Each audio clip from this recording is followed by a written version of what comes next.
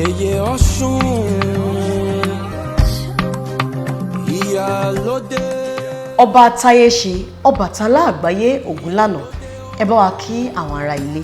Lórúkọ mi ni Ọba Atayese Obatala Agbaye Ogunlana. Kábíyèsí wá láti ìran Àjàmú, ẹ̀gbọ́n wọn Chief Adéníjì Àjàmú sì ni wọ́n dá ìṣẹ̀ṣe àti ìfiọbajẹ padà wá sínú ìdílé wọn. Láti lè jẹ́ kí wọ́n mọ ọmọ ẹni tí wọ́n ṣe, nítorí Ọba Ogunlana fi yé wa wípé nǹkan tí àwọn amúnisìn máa kọ́kọ́ ń gbà lọ́wọ́ àwọn ènìyàn tí wọ́n kó lẹ́rú ní àṣà àti ẹ̀sìn wọn. Bá ṣe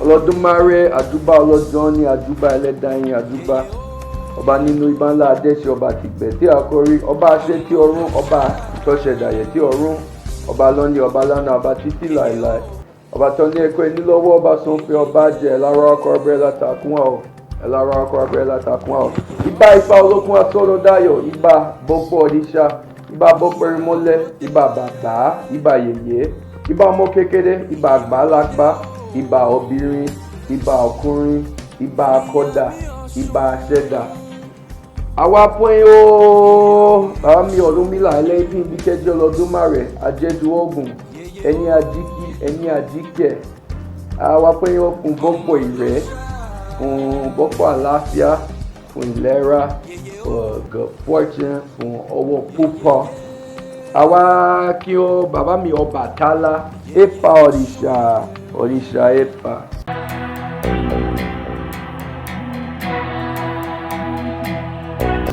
Iyalode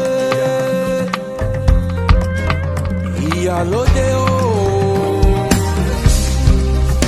Iyami Osun.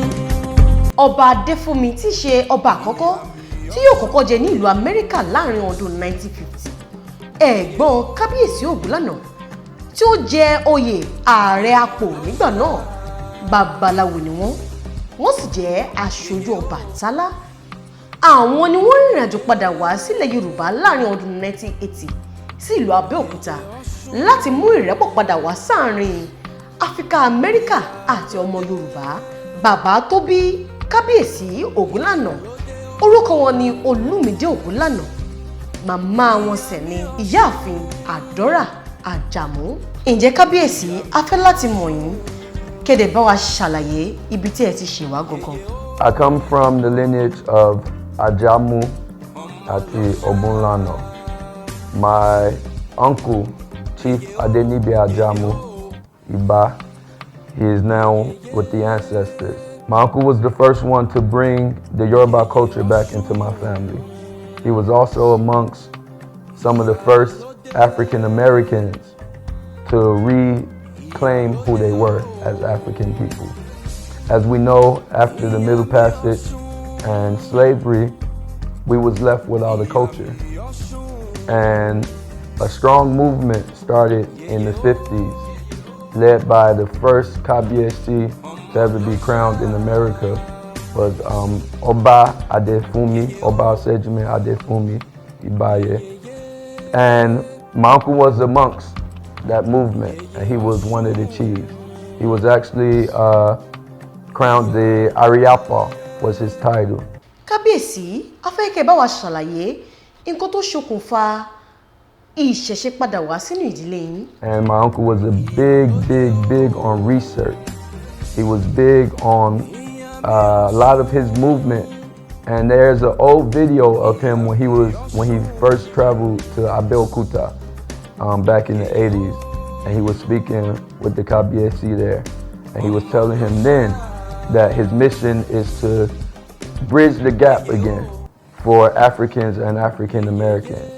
So my uncle was a part of that movement to help open up this relationship between African Americans and Africans back at home. You know, so that was my uncle. He was the first one. He was a Babalawo, and he was a priest of Obatala. And he was the first one to bring Yoruba culture back into my family. Then I'm a child of my father, Olumide Ogunlana, and my mother, Omiala Dora Ajamu, which was my uncle's younger sister. So this is my lineage on where Orisha and Yoruba culture came back into my family. Oba Ogunlana mú wa padà sínú ìtàn bí ìyá tó bí wọn lọ́mọ Adora Ajamu ṣe ń wojú Ọlọ́run fún ọmọ títí wọ́n fi dé ilé ìwòsàn. Àwọn dókítà sì ní wọn yóò yọ nǹkan tó ṣe okùnfà kí ilé ọmọ wọn má ṣiṣẹ́ kúrò níbẹ̀. Àmọ́ lórí ìdùbúlẹ̀ àìsàn náà ni wọ́n wà níbi tí wọ́n ti wá rí ìrànrí ìyá wọn. Ìyá wọn yìí ló wá fi yé wọn wípé wọ́n ní láti kúrò ní ilé ìwòsàn.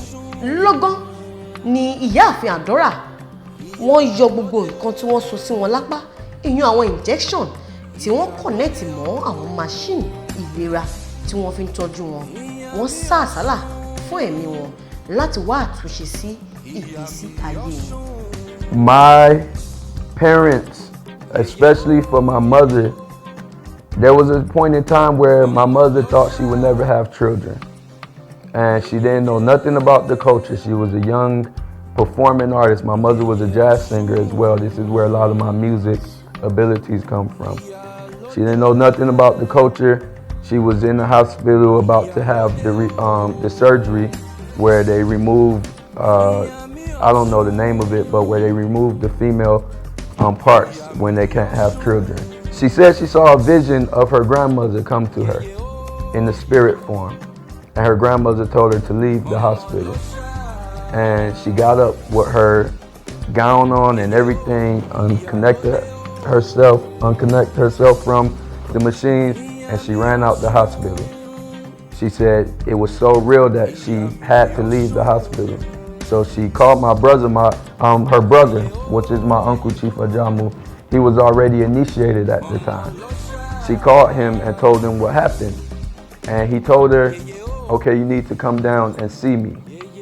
At that time, my uncle was in Oyotunji. Have you ever heard of this village? The one and only African village in America.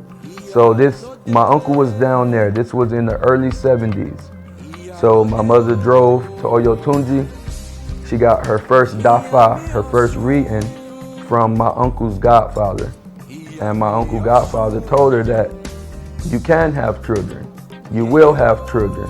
But you have to do certain appeasement at Eba first. She had to honor the ancestors, and there was something else, maybe Obatala or something, but I know for sure she had to honor the ancestors and give appeasement to the ancestors. And while she was giving that appeasement, she had to make a promise that when she have children, she would raise all of them in the culture as Omo Yoruba, because her children that will be coming back are coming back to do great things and change the world. I happen to be number 7 of her children that came back after she performed this ritual. She had a total of 8 children. I'm the 7th born. I'm the first one to be crowned Oba in my family. I was crowned at the source in Ile-Ife under Oba Lesun Kabiesio, and from the Holy Obatala Temple in Ife. I am also one of the youngest Oba to be crowned there, and I am the 3rd American crowned Oba.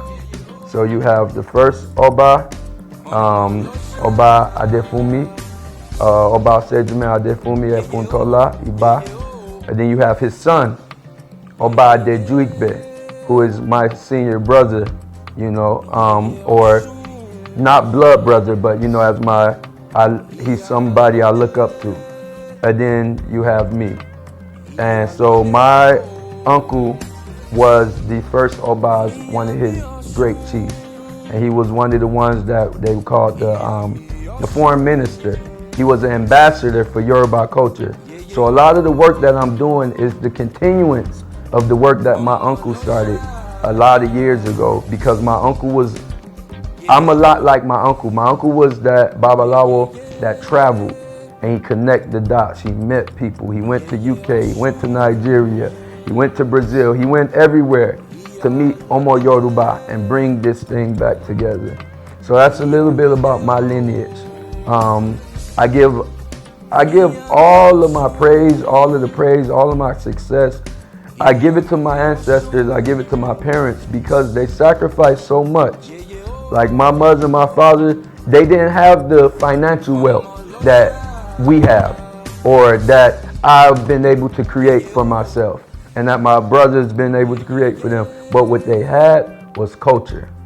And at that time, Americans did not have culture. African Americans did not know who they were. Me being born and raised in Florida, in Miami, it wasn't until I was almost a teenager that I didn't know that I was an African American because I was raised as a Omo Yoruba. So when children would ask me, I would say, no, I'm Yoruba, I'm African. You know what I mean? So I didn't know it was a difference, you know, until where you start meeting Nigerians from Africa and America. And sometimes when you meet the Nigerians that's born in Africa, they kind of try to look down on you. Like when you come and you speak Yoruba there, they will want to look down on you. So it used to rub me the wrong way because I'm like, well, we live this culture every day. We only knew Orisha. I never had a government, a white man's name. I never had a slave name. I was born Oba Ogunlana is the name on my birth certificate, on my passport. So when I was born, they gave me the name Oba because if you may know, there was a great Babalawo that traveled to America many, many years ago from Nigeria. His name was Chief Apega Ibatorun, and he wrote a lot of books. And so my uncle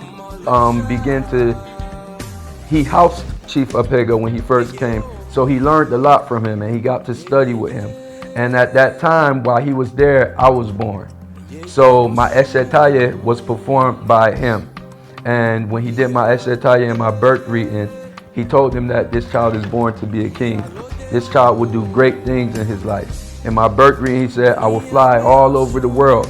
So he gave me the name Oba because he said, he is the king of the foreign power or the king of the Oyinbo, or whatever you want. Because he said, what this name is going to translate to is because he's going to be the one that be able to go and get our power back.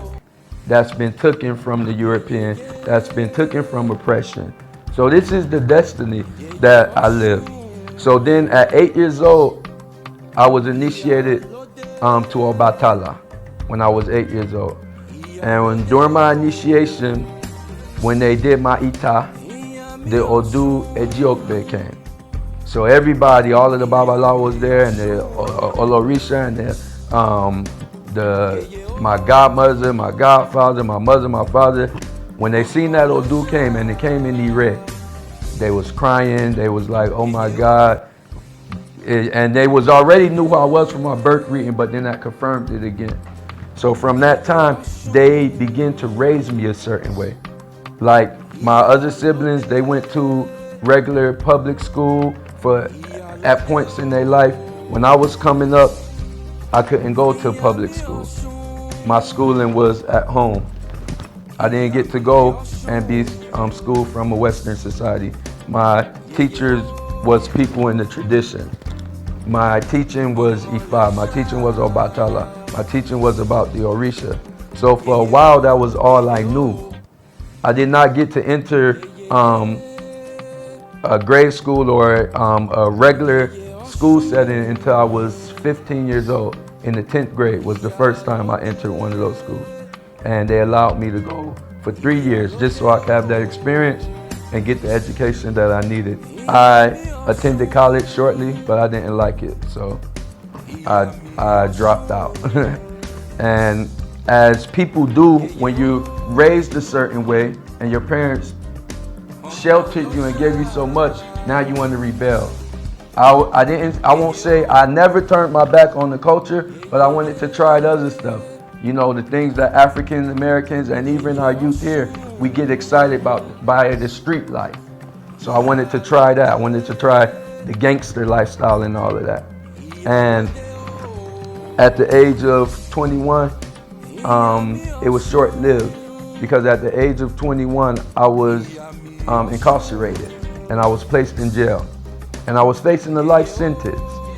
And a lot of people don't know that about me.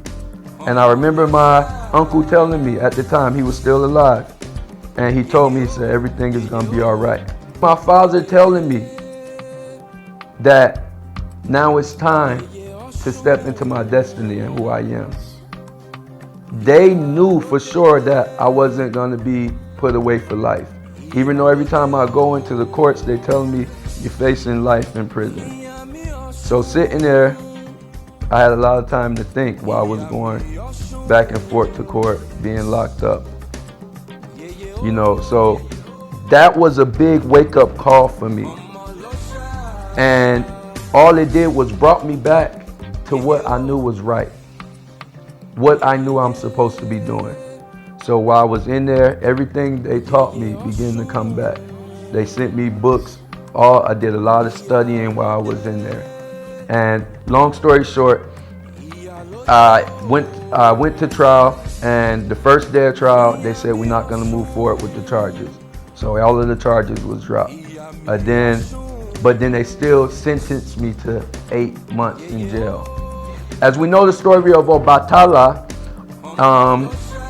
one of the paths or the roads, we would say, of Obatala, where Obatala was wrongfully accused and had to sit 8 years in prison for false imprisonment. So my father reminded me of that story about Obatala, and he said, luckily they gave you 8 months, not 8 years. When you get out, you're gonna be all right. My father only came and saw me one time there. My mother came and saw me every week. You know how mothers are. But the words and the wisdom that my father and my uncle left me with was enough to carry me on for the rest of my life. 3 days, about a week before I was released, my dear uncle made his transition to the ancestors. So when I got out, the next day I was driving to his funeral. It was devastating for me because he was one of my big mentors. He was one of the ones that a lot of my foundation comes from. I remember at the age 12, 13, my mother was sick and she was fighting for her life. So I had to go live with my uncle. And during that time, I learned a lot. I traveled all around the U.S. with him. He would have me performing a lot of the rituals with him, just like they do here, like they do the Omoawo. I'm studying under him, learning under him.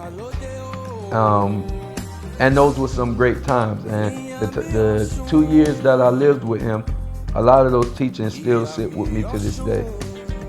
So being not able to see him in the physical when I got out of jail, it took me a long time to get over that. Still now, when I feel it right now, it makes me very emotional. And there's not many things in this life that make me emotional because I've been through so much that I have what they call tough skin. Because I am so focused. Like if you see my album, it's called Destiny is King.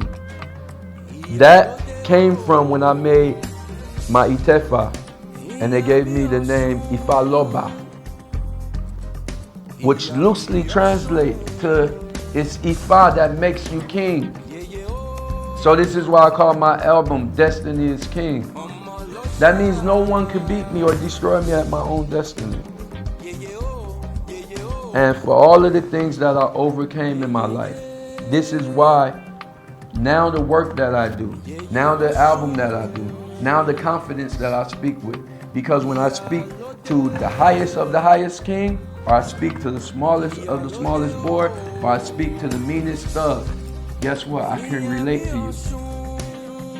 One thing that I teach people to stop doing is judging people at where they're at in their growth. Sometimes we place so much judgment on people that we destroy our own communities.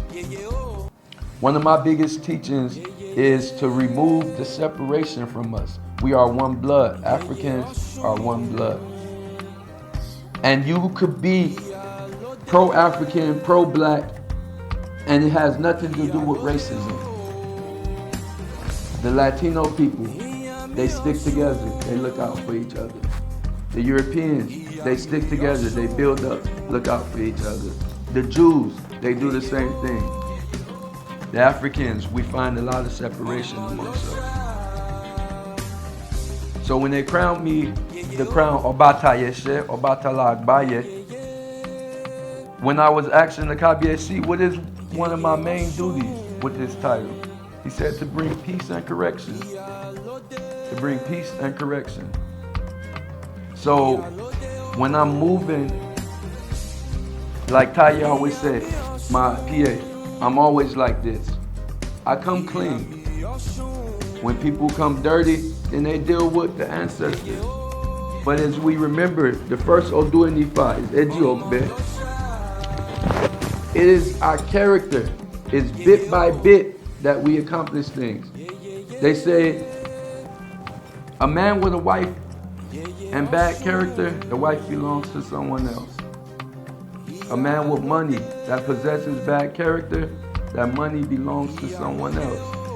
A man with children that possesses bad character, those children will eventually belong to someone else. The only thing that follows you to your grave is your character.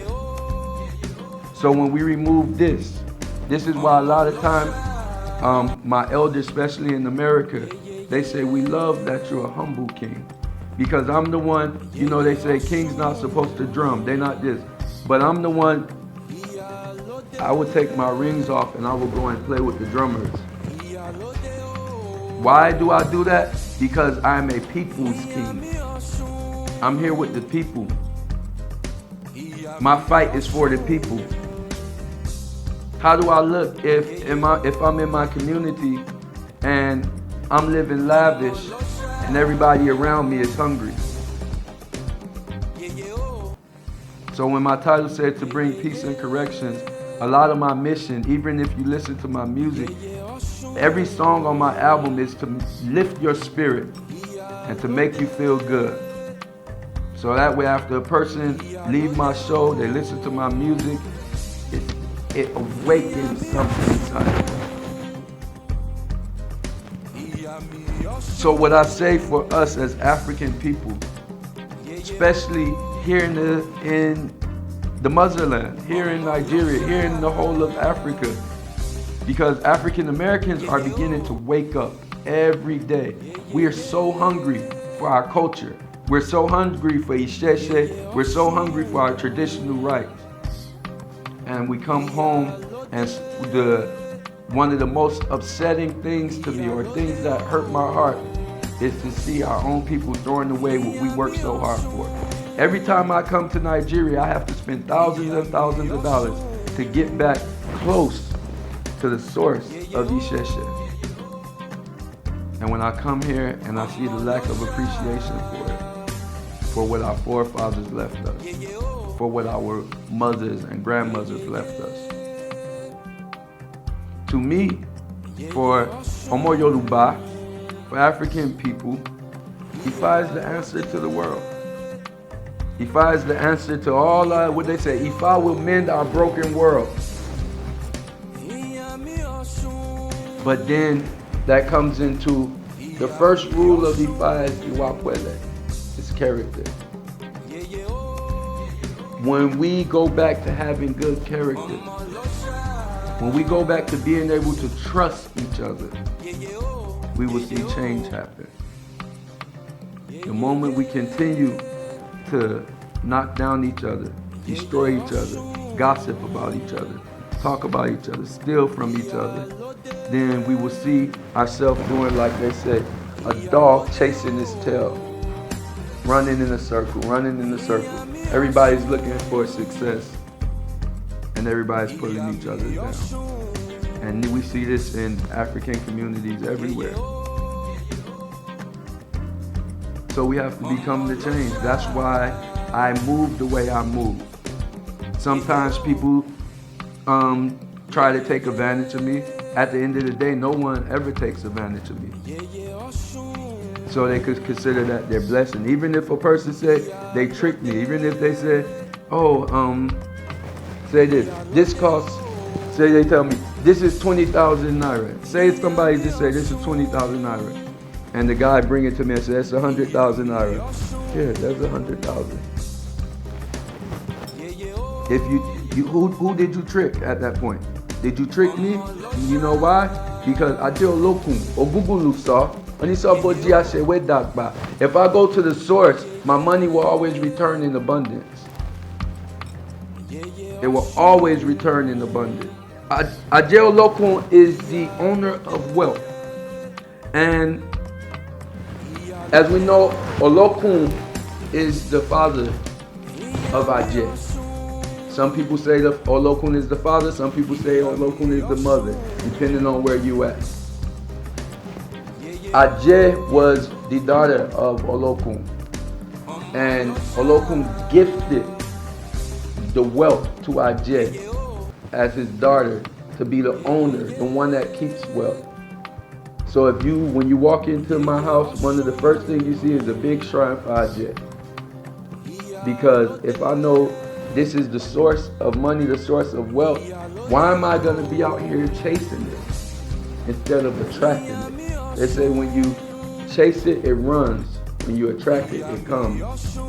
This is why the Europeans went so hard to remove us from our natural birthright, to remove us from our power. But when you go in America, when you go in Cuba, when you go in Spain, any of these places, you're going to say, oh, they tricked us. Because when you get off the plane in Cuba, you're going to see a lot of Omorisha that are white skinned. And they singing and they know every Orisha song and every dance. And they got Shango here and you're like, whoa, you told me it was bad. But you took it and now it's here. And we still calling what we do. You still have people calling Eshu Satan. When that was nothing but the person who translated the Bible into Yoruba, he just made an error. And he didn't have nothing to compare Satan to, so he translated into Eshu. Eshu and Satan has nothing to do with each other. A lot of people say Eshu is the trickster. Guess what? The reality is that you trick yourself. Because Eshu, just like I said about the Irukere story, Eshu gives you the opportunity. Eshu gives you the choice. Eshu don't trick you. You trick yourself. In this world, you can always choose good or evil. So Ajeo Lokun is the source of wealth. And I know ever since I started really worshiping Ajeo Lokun, and when I first received the Orisha Ajeo Lokun, it was when I made my Ifa, my Itefa, when I became initiated to Ifa. They told me I need to receive Ajay. And I've been appeasing Ajay faithfully. And it changed my financial situation. Sometimes I get phone calls for a contract here that I didn't even ask for, that I didn't even apply for. I'm a person that does everything. So like I do music. You may see me doing music. You may see me investing into construction. You may see me buying investment property. You may see me renting cars. I got a car rental business as well. I am a entrepreneur, you know what I mean? And I'm always looking for new businesses because like my father always said, they sacrifice the wealth for the culture. We don't have to sacrifice anything for it. We can have the culture and the wealth.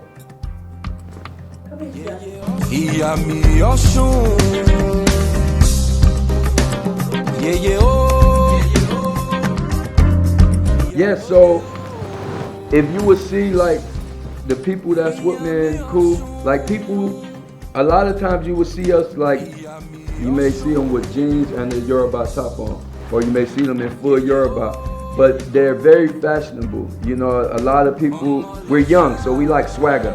Like that's what a lot of the older kings tell me, I'm the swagger king, because I'm young, so, but I dress the way I do with purpose, because I don't want it to not look attractive to the young children who only want to see the hip hop wear and all that.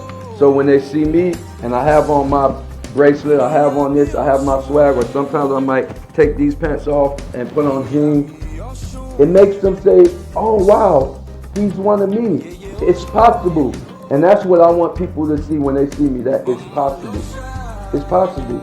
I want to be a great role model to my people. I don't want to be so far away from my people that they think that they can't approach me, that they can't talk to me. Just like when we was at the award show, you can't talk to me. We had a very good conversation, and now look at us now. Ìyálóde o, ìyá mi Ọ̀ṣun, ìyá mi Ọ̀ṣun, yèyé o, ọmọ lọ́ṣà, yèyé o, yèyé o, ọmọ. Oh, you want to see it? Okay. Yeah. But we have the resources and we have everything it takes. Why do you think so many people from the world travel to Nigeria? Nigeria have so many resources here, so much business here. But it can't continue to be like the rich is for the rich, and then the poor is left to struggle and steal from each other and take from each other. We can't do that. We can't do that. We have to trust each other. We have to love each other. You know what I mean? If we think about it the same way, like when we sit down and eat, and we're able to eat together, that is the same behavior and attitude we need to carry out when it's time to do business. And that's one thing I do love when I come to Nigeria, the way the brothers, the sisters, we can sit down, we can eat together, and we talk, we have a conversation. But we need that same energy in everything that we do, that same community. Because when you study the ancient African way, it was built on community. It was built on love. It was built on trust. And that's what we get back to. Half of the battle is won once we do that. And then the other big important part is that we have to reclaim who we are and our identity. We have to know who our ancestors was and our forefathers was. You know what I mean? We have to know who our grandfather, our grandmother, and them was. Whether we do anything with religion or not, honoring our ancestors is a must. Honoring our ancestors is a must. And that's going to be most important, because without our ancestors, it's like a tree trying to continue to grow that's being disconnected from its roots. Imagine if you cut a tree from its roots and you just stand it up and you tell it continue to grow. Eventually that tree, no matter how strong that tree was before you cut it, eventually it's gonna die. Our culture, our tradition, our ancestors is our foundation. It is our life support. It's what keeps us living. It's what keeps us alive. Because I always tell people, like when I'm teaching, especially with the young people who don't know nothing about ancestral veneration and honoring their ancestors. So imagine this. You got your child, right? You work all your life.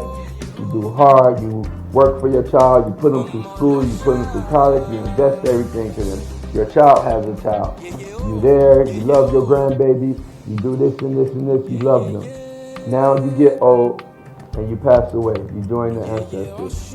And now you have your child, your grandbaby. And your child still talks about you and remember you from time to time. But then as the years go on, they don't mention you no more. And now your grandchild doesn't mention you at all to their children. And now by the time your grandchild has a child, that great-grandchild of yours don't even know your name no more. And guess what? Now you actually killed that relative. The only way an ancestor could die is if we kill them. And how do we kill them? By not remembering them, by not honoring our ancestors. Can you imagine all of the work you do for your children to just be forgotten about? that's how a lot of times we meet blockages. Because our ancestors, we're not honoring them. We're not thinking about them. We're not thinking about their sacrifice. We're not thinking about the blood that they had to shed for us, the tears, all of the hard work they did for us to be here. So that's one of the biggest things. We have a lot of power when we venerate and honor our ancestors. Like I said, regardless of what religion a person is, because I'm not big on saying you gotta be this religion, you gotta be that religion, but you must honor your ancestors and venerate and know who your ancestors are. I would rather walk in the room with at least 3,000 ancestors that you don't see, but they watch everything, than walk in the room alone with no protection. That's how we gotta look at it. When you honor your ancestors, you're secure, you're protected. Well, if I was to take my shirt off, you would see a big face of my mother here, and you would see a big face of my father here. And then on my back, you would see the name of my uncle I was telling you about, Chief Atayese Obatala. Because that's a way of me doing self-veneration with them through the tattoo. Because now I connected their, their oriki and their image with my blood. So they will live through me. They will advise me where to move. You know what I mean? And outside of having a gungu and all of the other things we do for our ancestors, this was a personal sacrifice for me. And this was my personal way to honor them by putting them on my body. Me, I think that is beautiful to put your ancestors on your body. I don't look down at tattoos. If I lift up my arm, you see I'm all tatted up. And you will see I started my first tattoo with what we call like the beginning, with the pyramid. And I put the arm. And then you'll see it go up here, and you see my parents. And then on this side, you'll see our geolocum. Then on the back, you're going to see the whole map of Africa is on my back. And then you'll see my Odun right here. Then you'll see my Ifa Odun on my chest. Because for me, with tattoos, it tells my story. And not only do it tell my story, it adds more ashe to me. Because every time I get a tattoo, I put ashe inside of the tattoo. So that way, it means something now. It gives more power to me. Yeah, yeah, yeah. Yeah, yeah, Oshun. Iyalode. Iyalode, oh. Well, I was just gifted my first piece of land here in Nigeria, and it was in Kilarigbo from the Kabiyesi there. So we honor him and send Modupwe for that. So my plans with that land is to begin to build the first Ogunlana Foundation here in Nigeria. And what I want that foundation to be, it'll be a place where one would bring more opportunity, would bring more trade, would teach people more about how to make business for themselves, how to be successful. And then, but all of this is gonna, in my foundation, everything is gonna be first Ifa. That's what, in my foundation, it don't matter. I'm not judging nobody another, but where you come here, it's Ifa first. I'm gonna show you how, because they tried to put this image on us as traditional people, like we're low people. You know what I mean? So I'm gonna show the image of what a traditionalist looks like. You know, and when people come to this foundation, they're gonna be able to learn. They're gonna be able to get a scholarship for this child and say, okay, I got these children, but this one really applies itself.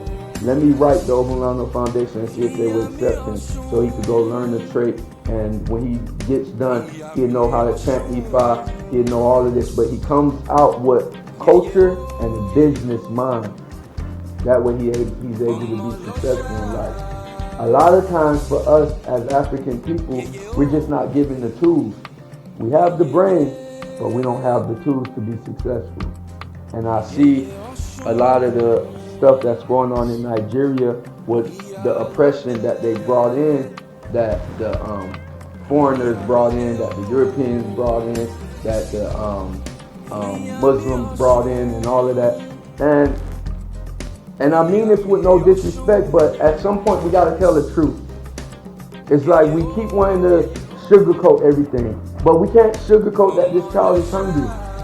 So we gotta address the source of where this depression came from. We gotta address the source of why our people.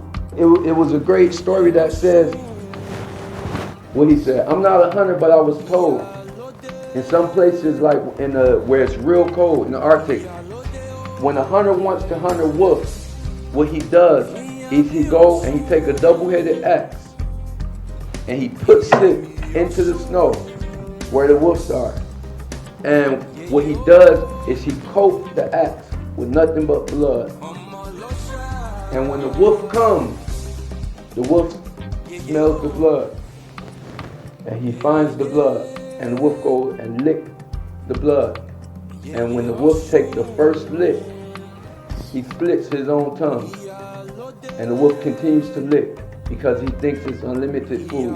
And he's eating the blood. And now the wolf has killed itself.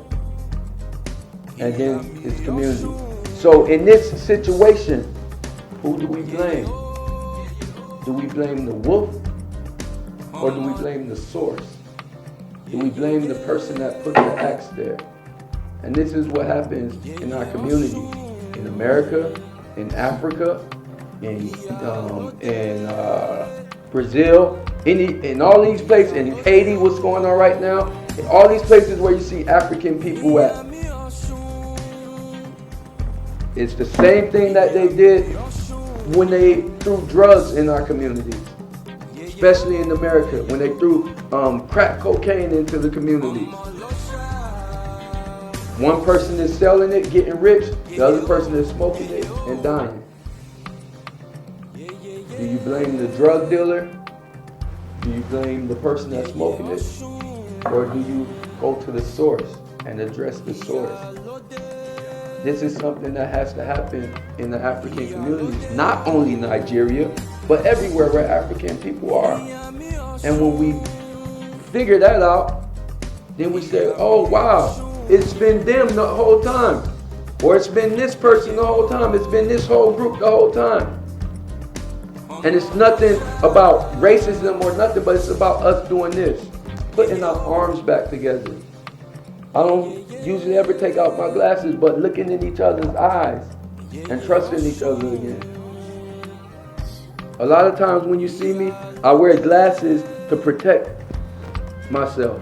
But yeah, polygamy is like the biggest issue when it comes to the kings in America, because the women in America is not used to it.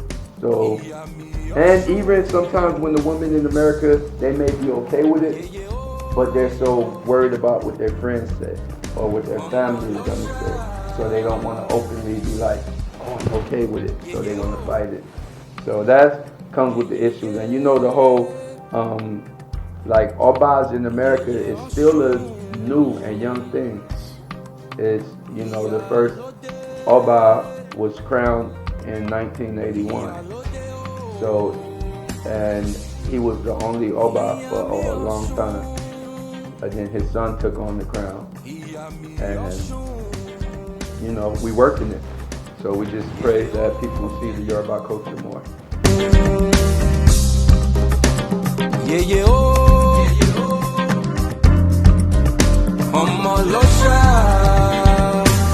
Yo, Baba mi Obatala, Epa Orisha, Orisha Epa, Epa Orisha, Orisha Epa, Epa Orisha. Obatala, Obatakbatakbati Fonde Ronje, Anire Niwa, Anire, Oko Abuke, Oko Aro, Oko Arada Bodi Pete, Oro, Oko Afin, Afojobo Potobi, Otobi Koshekbe, Banta Nido Ala, Osu Nino Ala, Oji Nino Ala Dide, Babanla Oko Yemu, Ola Sheiwo, Arubo Ile Ifon, Afuninikba Fun Eni, Oso Eni Kondikbeni, Alagbede Orun, Money to money ọmọ tuntun, òrìṣà tó ń ṣe tu tó ń ṣe mú, òrìṣà ńlá alámọ̀ rere, òrìṣà ńlá alámọ̀ ìwà, òrìṣà ńlá alámọ̀ amọ̀fin alábàláṣe òrìṣà gbìgbìnìkì epa òrìṣà, we say òrìṣà epa.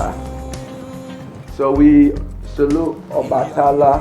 I always must pay homage to Obatala, being that's where my crown comes from the source of Obatala. We always salute Ideal Locum to continue to bless us with wealth and abundance. We salute Yeye Osun. Osun or Yeye Nimo. We ask already Yeye Osun to fulfill and fill our people with the love that we need. To fill our people with trust and love and abundance. We solo adupwe, show. Yeye Osun, Iyalode, Iyalode o, Iyami Osun, Iyami Osun.